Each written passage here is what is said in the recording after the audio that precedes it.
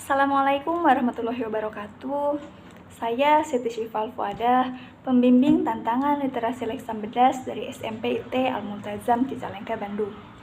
Pada kesempatan kali ini, saya akan mempresentasikan hasil review buku yang telah saya baca berjudul Al-Fatih versus Vlad Dracula bagian 1 yang ditulis oleh Handi Satria dan Saif Muhammad Isa dan diterbitkan oleh penerbit Salsabila.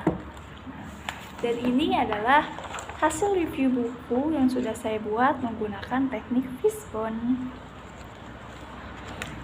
Apa sih isi cerita dari buku ini? Buku ini menceritakan tentang seorang penguasa yang sadis dan kejam. Ia bernama Vlad Dracula.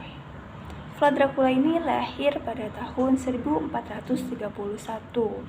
Ia ingin sekali menguasai wilayah Konstantinopel.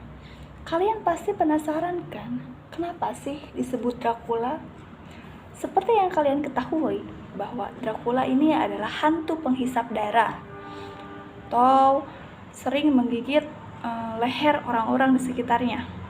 Ya, ternyata sosok Dracula ini terinspirasi dari salah seorang bangsawan di Wallachia. Nama aslinya adalah Vlad, sedangkan Dracula adalah gelar karena ia adalah penguasa yang paling berdarah di abad pertengahan saat itu. Nah, lalu kenapa sih Vlad Dracula ini menguasai Konstantinopel? Ingin menguasai Konstantinopel? Karena ada dua alasan. Pertama, Vlad memiliki dendam kepada ayahnya karena ia merasa dijadikan tumbal. Saat kecil, ia dijadikan jaminan oleh ayahnya agar Turki Utsmani membantu dalam mengambil alih kerajaan yang disita oleh kekristenan pusat. Dan alasan yang kedua adalah Vlad beranggapan bahwa umat Kristiani ini dibantai oleh pemerintahan Islam yang saat itu dipimpin oleh Al-Fatih atau Sultan Mehmed. Padahal pada kenyataannya, meskipun Konstantinopel telah jatuh pada pemerintahan Islam, namun orang-orang non-Islam atau orang-orang Kristen sangat leluasa tinggal di sana. Bahkan orang-orang yang tidak mampu membayar pajak atau jizyah itu tidak diperkenankan membayar pajak, mereka dibiarkan. Dan orang-orang yang kesulitan dalam hal ekonomi pun dibantu oleh Sultan Mehmed atau Al-Fatih. Harta warisannya pun dilindungi oleh Islam. Siapa saja sih tokoh yang ada dalam cerita buku ini?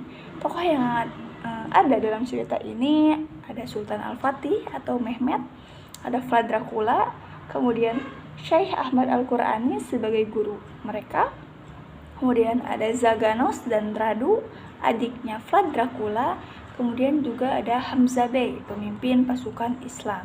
Nah, di mana latar terjadinya peristiwa yang ada dalam buku ini? Di sini ada beberapa latar. Pertama ada di Gunung Karpatia, yang kedua ada di Wallachia dan juga Konstantinopel. Kemudian bagaimana sih usaha Vlad Dracula dalam menguasai Konstantinopel? Yang pertama, ia meminta bantuan kepada setan atau kepada Keselin di Gunung Karpatia.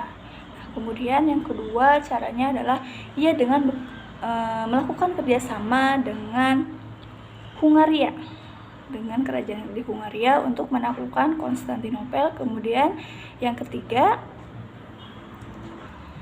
dia mengetahui strategi Ciamik, yaitu menyiapkan ribuan anak panah api di sepanjang jalan yang akan dilalui oleh pasukan Islam. Nah, itulah strategi yang dikuasai atau dilakukan oleh Vlad Dracula untuk menguasai Konstantinopel. Mengapa ia mengetahui strategi itu? Karena Vlad Dracula pernah belajar bareng bersama Sultan Mehmed, Radu, dan Zaganos pada saat kecil. Jadi ia mengetahui bagaimana cara Islam berperang. Hikmah yang dapat saya ambil dari buku ini adalah bahwa orang kejam yang mengikuti hawa nafsunya akan berakhir dengan penderitaan dan kehinaan. Dan kemudian sedangkan orang yang taat pada Allah dan Rasulnya akan mendapatkan kebahagiaan. Sekian review buku dari saya. Wassalamualaikum warahmatullahi wabarakatuh.